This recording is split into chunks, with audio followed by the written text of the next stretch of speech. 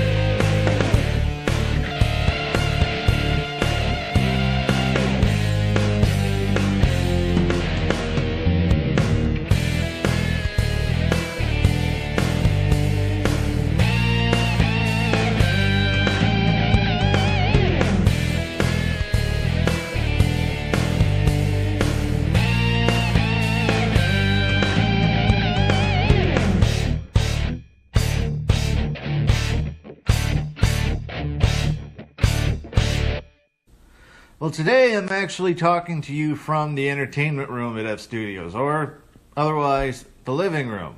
You know, this is actually a good little location here if I have bands or artists come over that want to hear how their music is going to sound while it's being mixed or being mastered. As you can see here, we have a nice 55-inch TV for entertainment purposes, video game systems, deep Blu-ray player hooked up to a 1200 watt 5.1 surround system.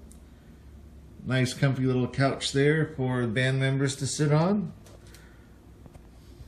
If it gets cold at night, we can always light up the brick fireplace and an assortment of games and stuff and movies and stuff in the back, as well as some other things. What this does is allow me to hook up the AW4416 to the 1200 watt surround system and just play on what would basically be an equivalent to a consumer level stereo system. So it'll give the listeners, it'll give the bands or the artists that are in here a good idea of what their music is going to sound like on any given consumer level system while it's being mixed and mastered, so they can just hear for themselves what the product is going to come out to sound like.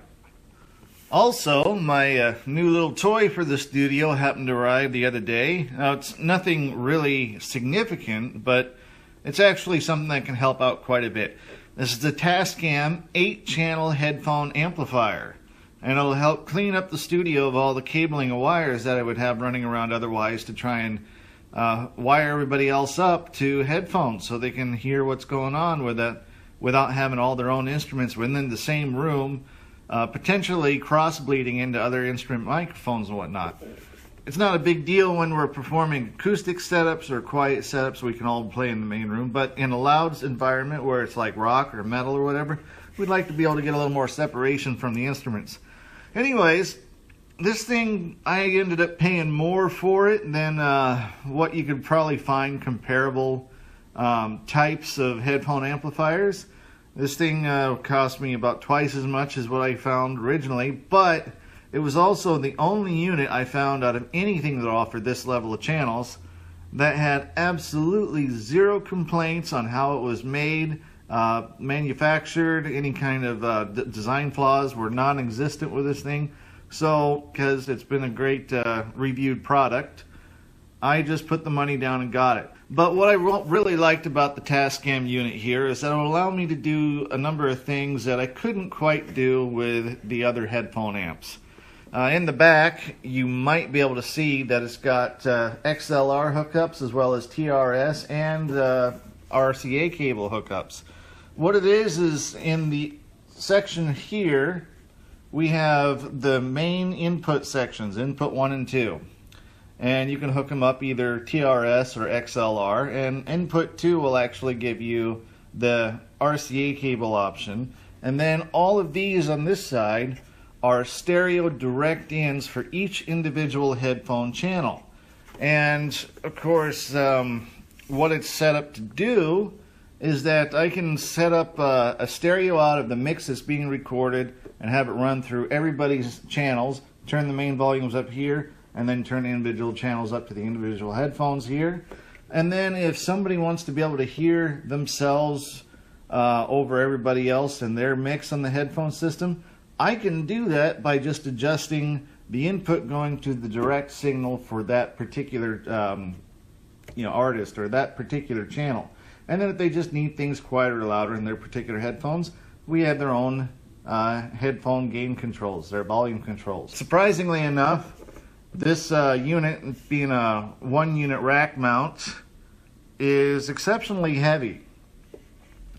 So I'm hoping that it's actually a pretty well developed unit. I haven't had a chance to put it in yet and test it out, so that's something I'll probably try to do later on, either today or this week. If the time comes where 8 channels are still not enough, it also offers 2 outputs of the input systems that can run into other headphone amplifiers or other kind of amps or mixers or whatever you want without affecting the signal at all. So yeah, very happy with this product from Tascam, and I hope I get many years of use out of this thing.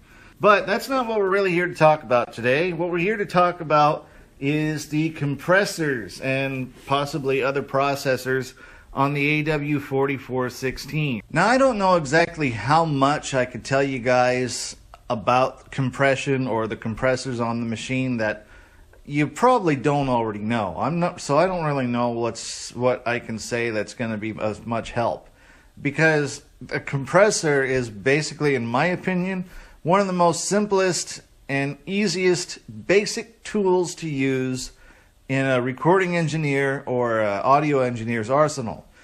That being said, it is also one of the easiest to fuck up. Throughout my time on the forum, there's been a number of people that have come along and asked, are the compressors any good on the AW4416?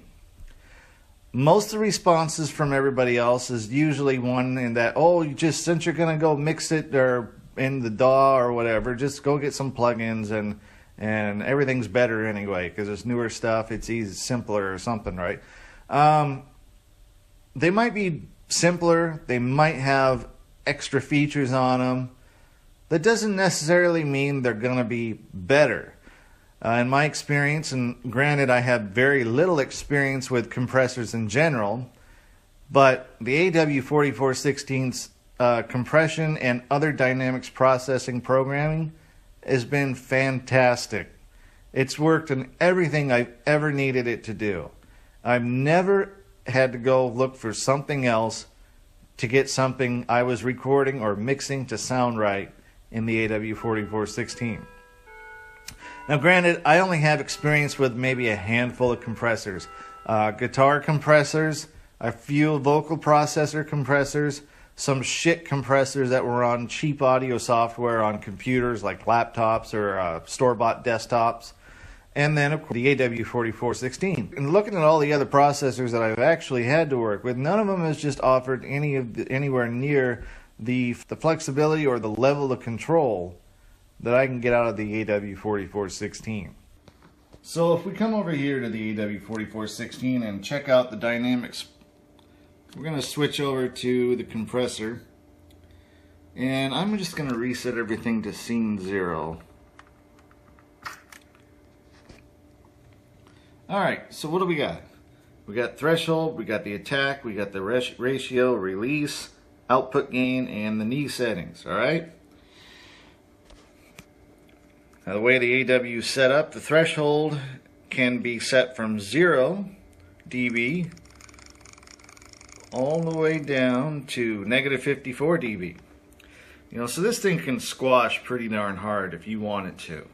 And it can be set up to work properly with that level of squash too, if you have the right settings, the right recording, and whatever else you need that goes with it, right? The ratio, you can leave it at 1:1 so it doesn't compress at all and still have access to the output gain, which will boost all the way up to 18 decibels, which is something I like to use when I'm recording weak signals alongside of really hot or strong signals. That way I'm able to boost them up without having to really push an amplifier or a guy's instrument or the mic gain too hard. And if there's any thought of kind of noise coming through, being that it's going to be coming in and mixed with a lot of really strong signals, you're not really going to have to worry about that noise being heard in the background. It just won't be there.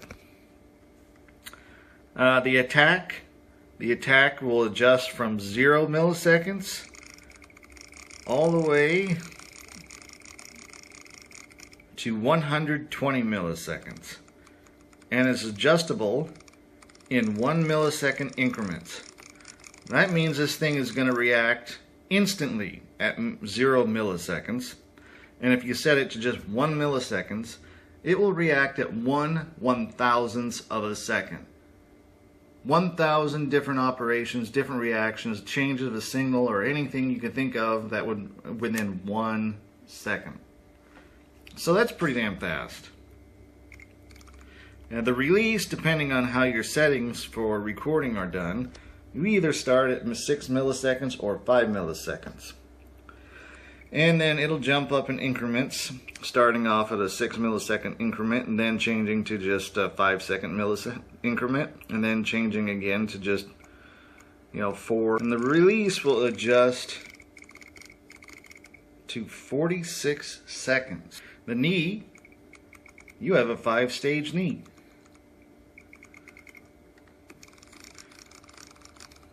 And the ratio, you can go to 1 to 1, 1.1 to 1, 1.3 to 1, 1.5, 1.7, 2, 2.5, 3, 3.5, 4, 5, 6, 8, 10, 20, to infinity. So it offers a lot of control.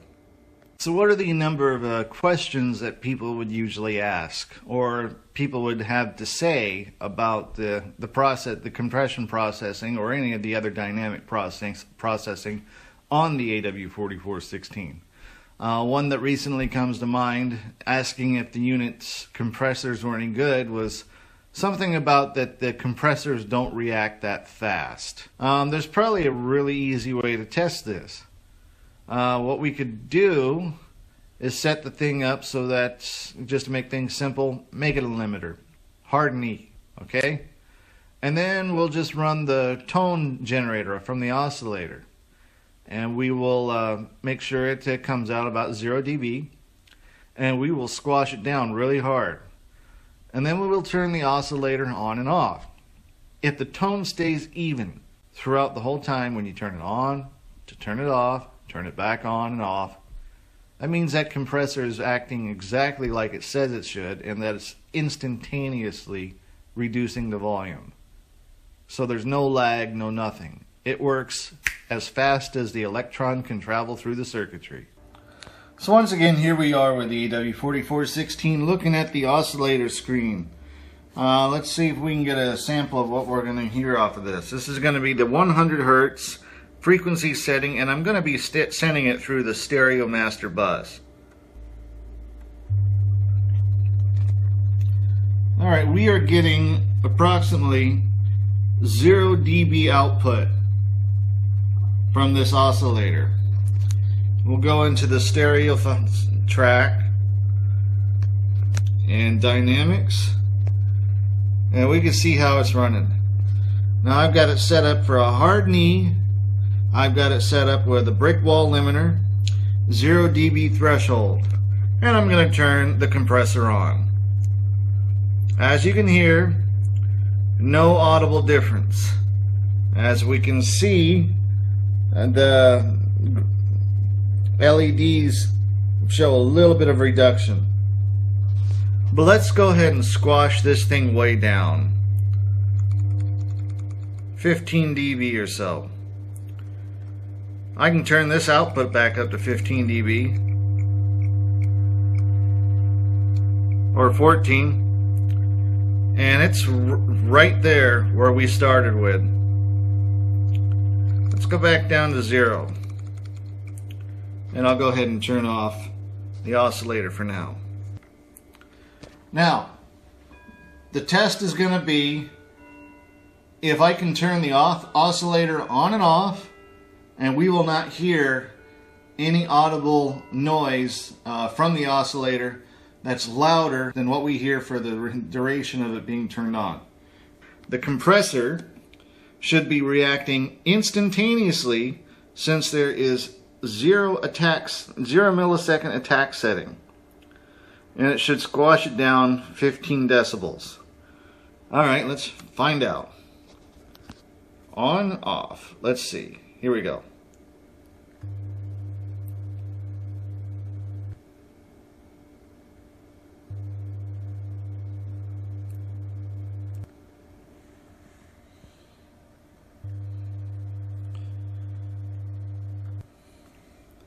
You know, it seems to be working exactly like it's supposed to. There is no delay, no lag time, no nothing. That compressor is acting immediately. It's not too slow for anything. It's right on the money. Let's just boost it to 1 millisecond and see what that change is going to make.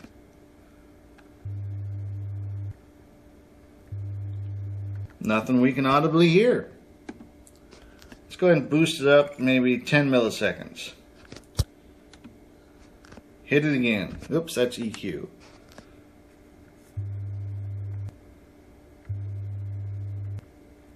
Well, in my ears, I could barely hear a difference from the initial point that we turned the oscillator on to when we just let it continue to ring out and the compressor kicks in.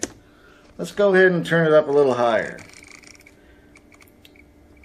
50 milliseconds.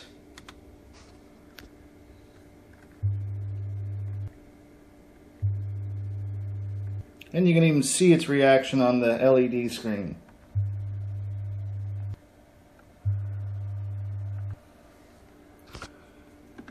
Let's go higher. Let's let it take 100 milliseconds to react and kick in.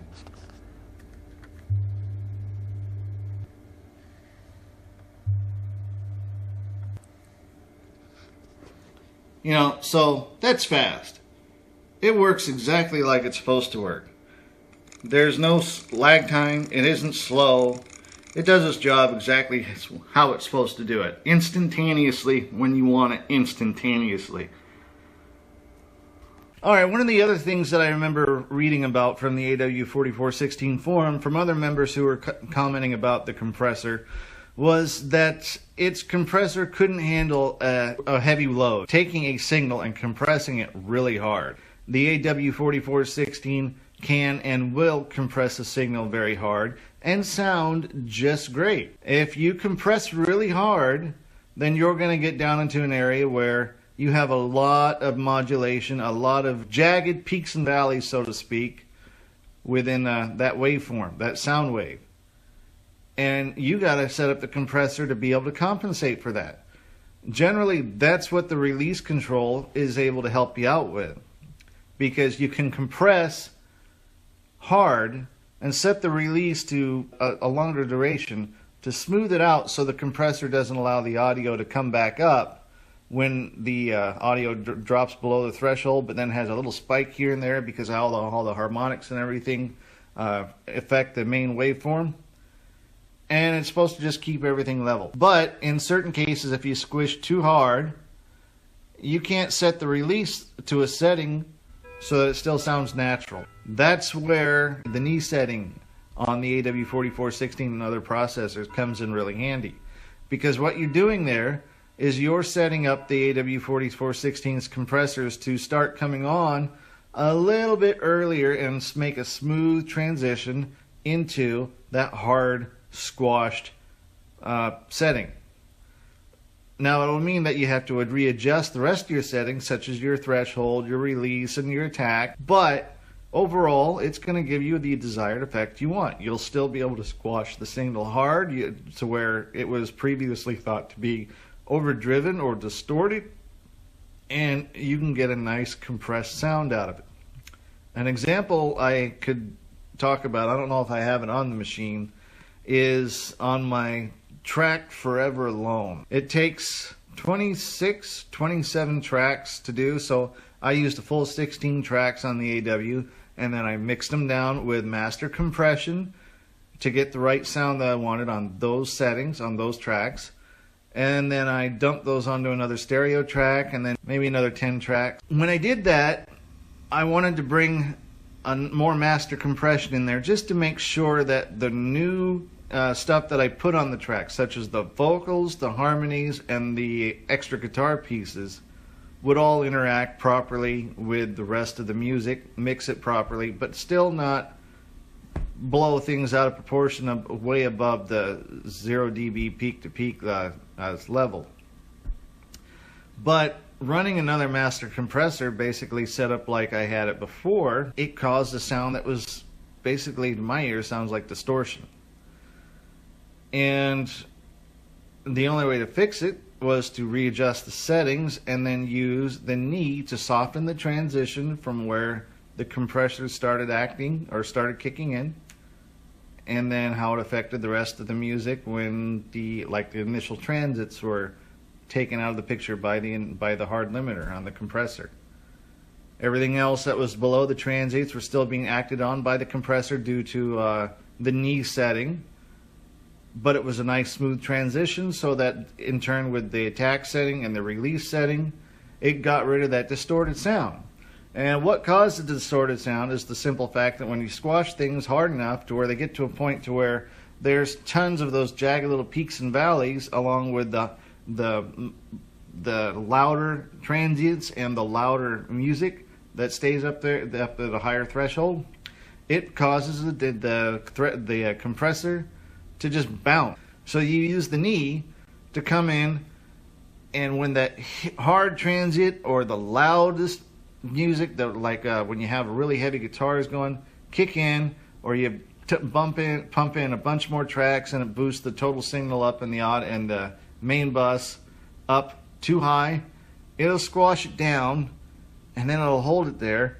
And then as your music softens, the release and the way the knee is set will let the audio come back up at a natural rate, smooth, and keep the whole thing smoothed out so you don't hear that flutter and that distortion. It doesn't cause the compressor to bounce around.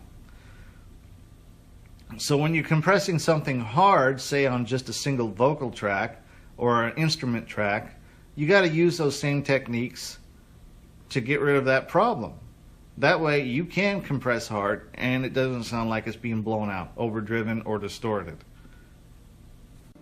Alright, so another one of the concerns that I saw pop up was that the compressors on the AW4416 might color the sound when you start adjusting the knee settings on the compressor.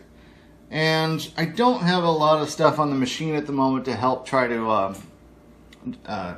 make an example of such thing, but I picked out this vocal. This is the settings I gave her. Obviously there's not a lot of work that had to be done to her. I set the threshold at negative 21 dB with only 2.5 to 1 compression setting, 0 attack, 6 millisecond release, hard knee, and only 7 dB output. So let's go ahead and start it up and see what she sounds like.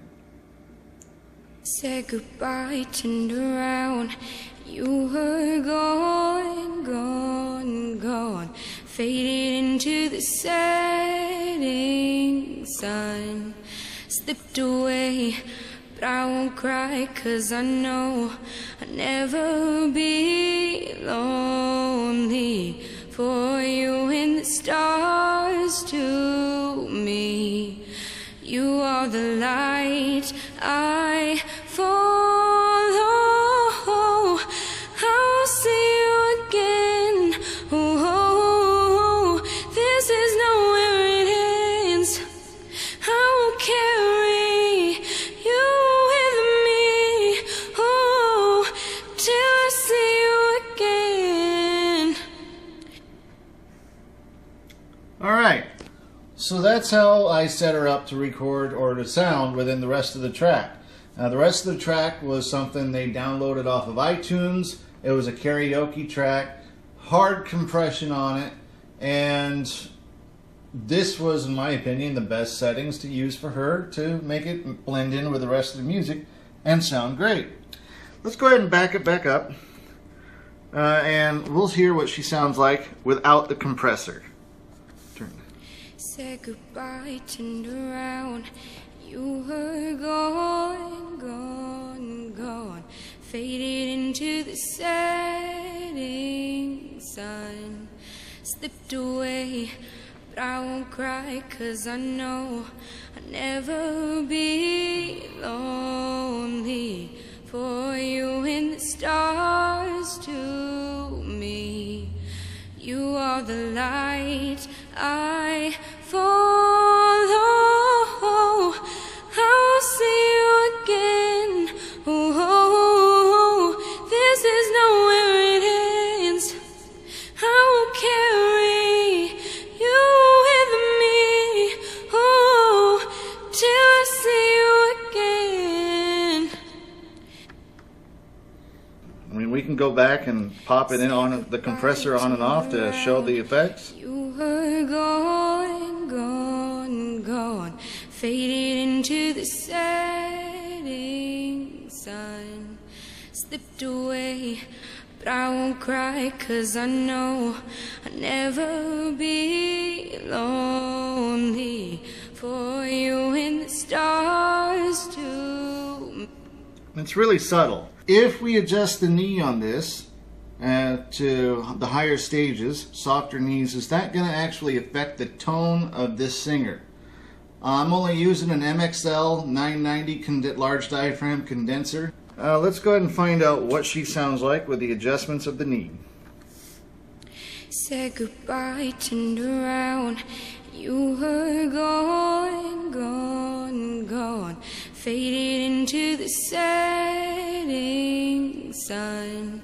Slipped away, but I won't cry, 'cause I know I'll never be lonely, for you and the stars to me.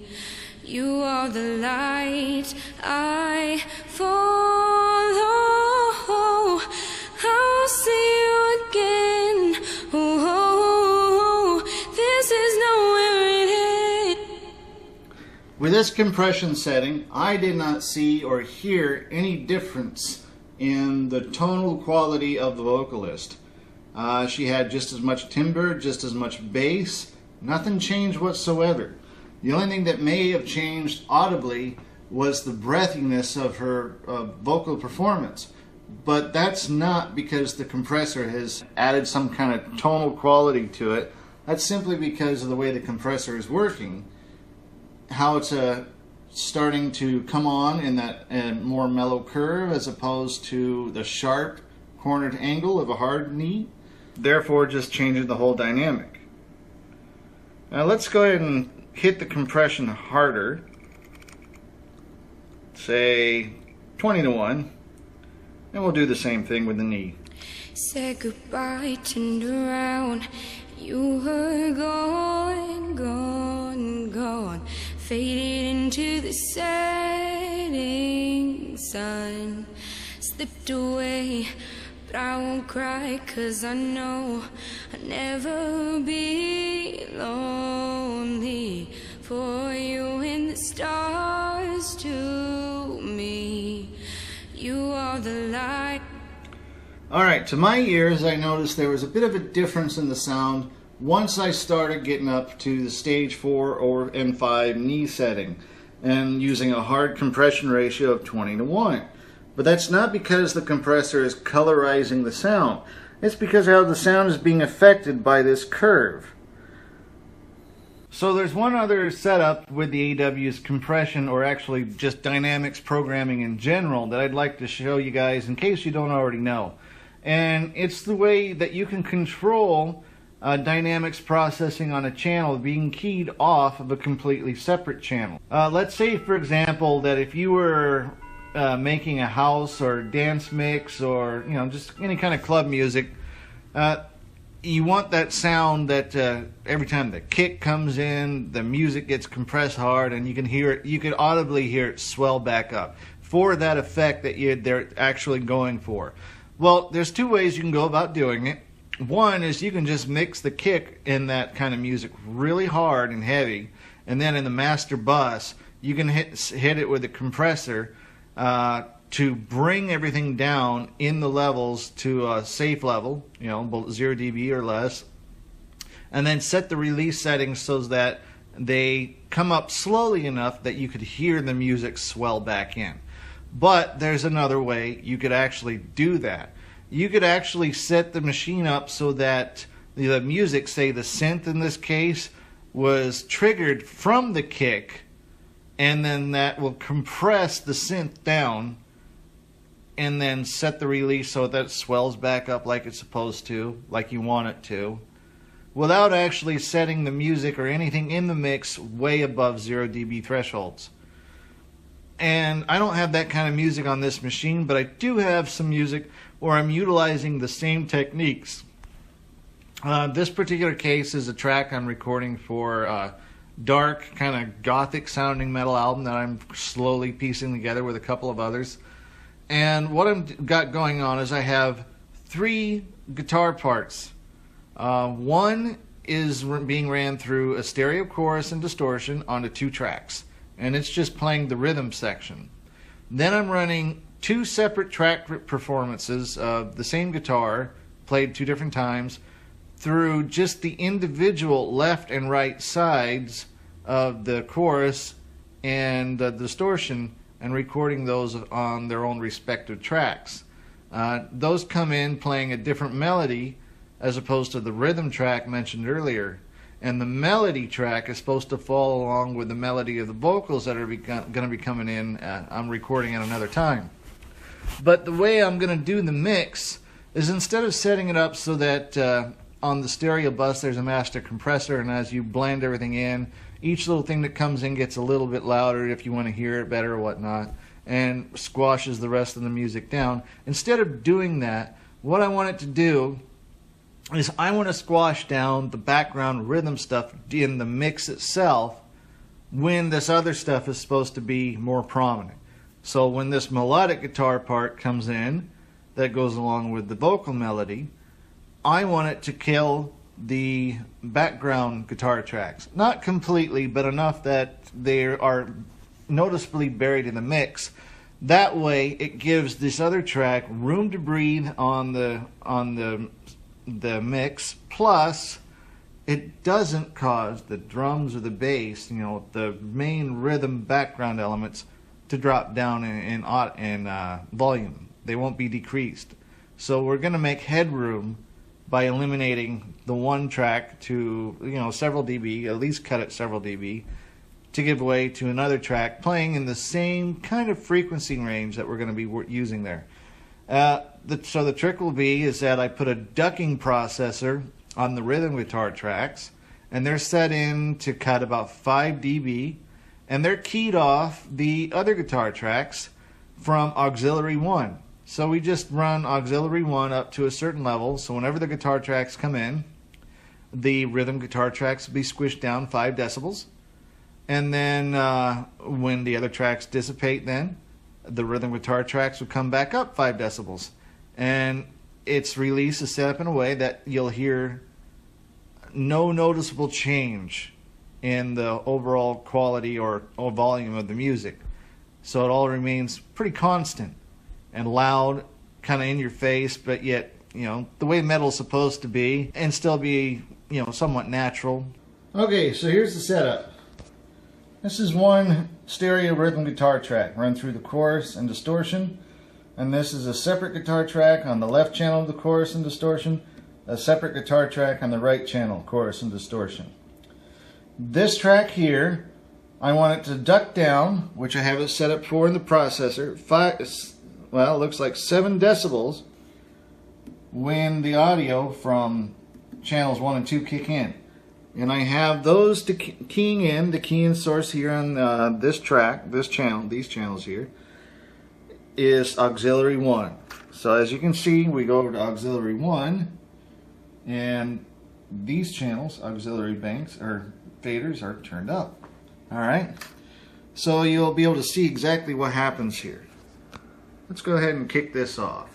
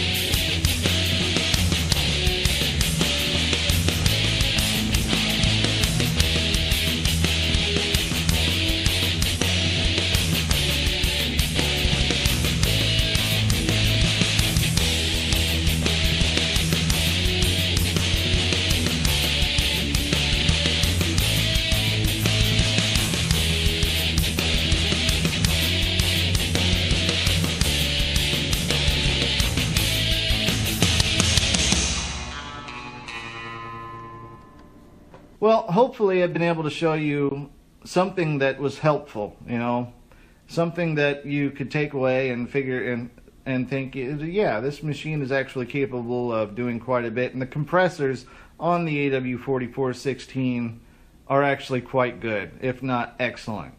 They work for me wonderfully. I can do pretty much anything I want to do with these things. I've never come across an issue where they did not work for me. And I use this thing almost exclusively. Anyway, I think that's pretty much all I have to say for the meantime. Like I said, hopefully it was helpful.